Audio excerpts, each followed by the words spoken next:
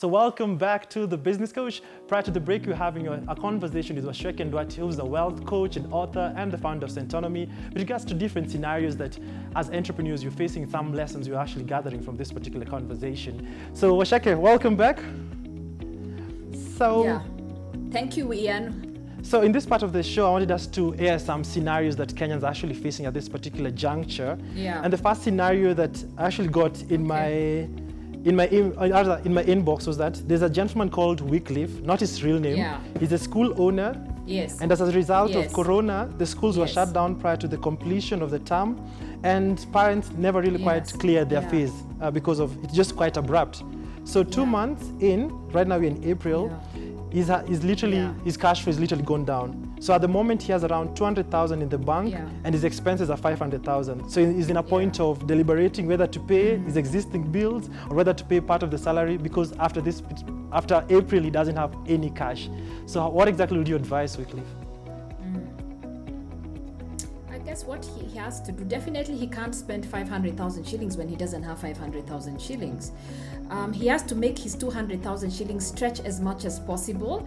So even he shouldn't just be looking at 1 month, he should even try and see, can that even stretch 1.5 months or 2 months. Then I'd tell Waceke, please focus on the bare essential expenses that you need to keep, so that when we are out of this period, because Corona is not forever, that you can get back into running your school. So what are those expenses? And it could be things like salaries that need to be there. It could be things like rent, but I hope he can actually approach his landlord and renegotiate a delayed payment on that rent.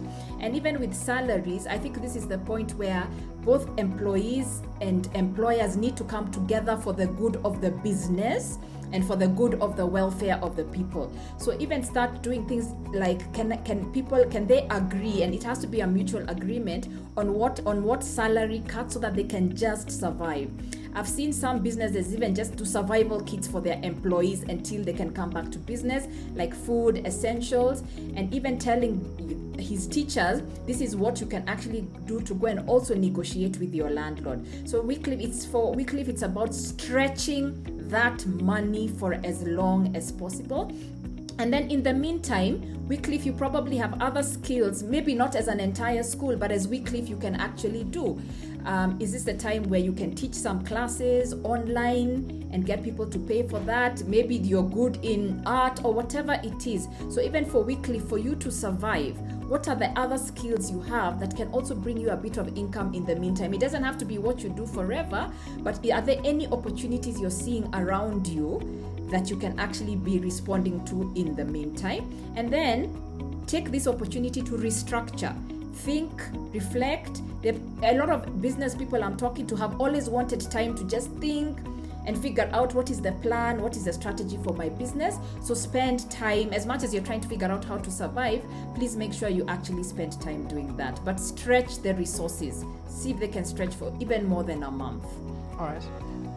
So hope Waceke you actually got to receive that particular advice. Another situation that I'd like to air with you is that there's John, who has worked as a chef in a city restaurant. Yes. But you know, most restaurants are now closed. Yes. And he's literally lost his employment. Yeah. So right now he only has 30,000 Kenya shillings and just enough cash to literally pay for his rental for 2 months. So luckily he does not have a family, but what advice would you give John in terms of considering if he wants to get into investment post-Corona? First of all, for now, where John is, I want to reiterate, he's a chef, he can cook. Even now, is there potential for John to earn an extra income delivering food? And I'm just giving an example, helping people with nutrition online. So I think this is the time where we really have to get out of the box, Ian, with how we think about ourselves and what we can do. Just because you've been a chef and you're a trained chef does not mean the fact that you can cook is a valuable skill. So we have to start learning, how do I transfer this skill to something else? Post-Corona, we can talk about investments. Do you invest in shares? Do you invest in other things? But right now, I think, Ian, it is really about making money stretch and starting to see, how do I start generating an income? And for people like John, they may find that even after post-Corona, there's more opportunity for him in what he has discovered in this period instead of just working as a chef. So you don't have to have only one job when you actually go back. And I think this is teaching people like John that one source of income is very dangerous. One of the things that you've actually aired out is with regards to turning your talent or skill into money. What are some of the considerations that any person actually watching this can do? Maybe I have this particular skill, maybe as a driver or whatever skill that I have. How can one turn their talent into money? Okay, in Centonomy we call them non-financial assets. So I guess the first thing is to start listing down for yourself, what can you do? And this is not necessarily what you've been trained to do, but what you can actually do. Like, I think, Ian, when I started Centonomy, it was hard. So I knew I could teach people about money, but I also started writing. So nobody ever trained me to write articles and to write blogs and things like that. In fact, Centonomy is not actually a skill I was trained in. So I was a trained investment analyst, but this was just understanding that that's not all I can actually do. So just list down what can you do. Then look at what other opportunities available. The door has closed for a certain time on certain things. Yeah, but the door has also opened on many other things. If you're a driver, can you also do deliveries? Delivery companies looking for people. Have you gone out to find out? Are there other things you know you can do? Can you cook? Can you garden? Can you draw? I think this is a time to put it all out on the table. Are you an organized person, and start seeing where are the opportunities? So it's just understanding what you have as a person and what problem can you play a part in solving, and then walking the journey of putting them together. And remember, even as you're doing this, don't neglect small amounts of money. If someone is willing to pay you 1,000 bob, that's 1,000 bob you didn't have. That is what will grow to 10,000. That is what will grow to 100,000. So we are all asked, even if you are employed, we are all being asked at this stage to be entrepreneurial in our approach and in our thinking. All right. So I got a question from a gentleman called Abedi Kivideo. He actually asked, "What are shock-proof investments that one can indulge in? What are some of the shock-proof investments that one can indulge in post the pandemic that you're facing right now? What are some of the investments that you would recommend to anybody willing to get into investment at this particular period, after this period, I mean?" First of all, the word shock-proof and investments don't go together. All investments have a risk attached to it. So all you're just seeing is what is your appetite for risk. There are some investments that can keep your money relatively safe. Nothing is 100% guaranteed.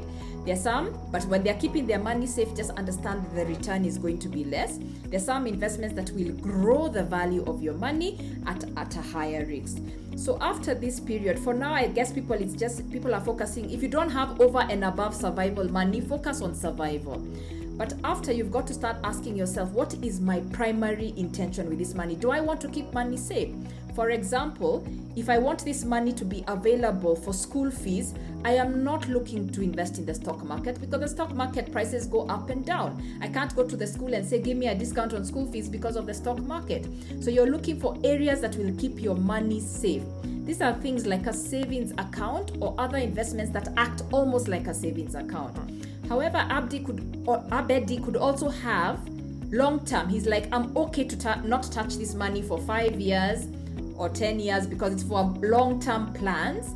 Then you have to go through the learning process to understand what are those kind of investments. These are things like shares, these are things like property, but I'm saying nothing is shock-proof, because even assets like property that people believed this is a very safe investment and always appreciates, right now you can't sell property, or people have lost tenants so they don't have the rental income. So just remember, all investments have a risk. So if you want to keep your money safe, you're looking at things like savings account. But if you want to give it time, but if you are willing to give it time, you can now take a bit more risk in the other assets. All right, I would have loved to stretch this conversation further and further, because there's so many questions that I have. Yes. But I think just as winding up, you talked about your book, Making Sense, earlier on. Where can one find that particular book? Yes.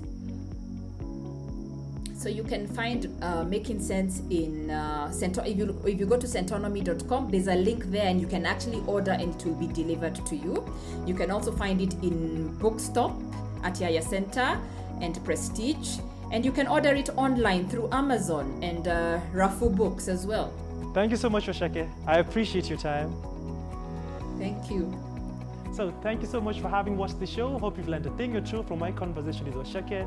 To keep the conversation going, remember you can always follow us on social media. Our handles are at KTN Home across all social media platforms. That's Facebook, Twitter, and Instagram. Also, you can follow me at Ian Dennis Network.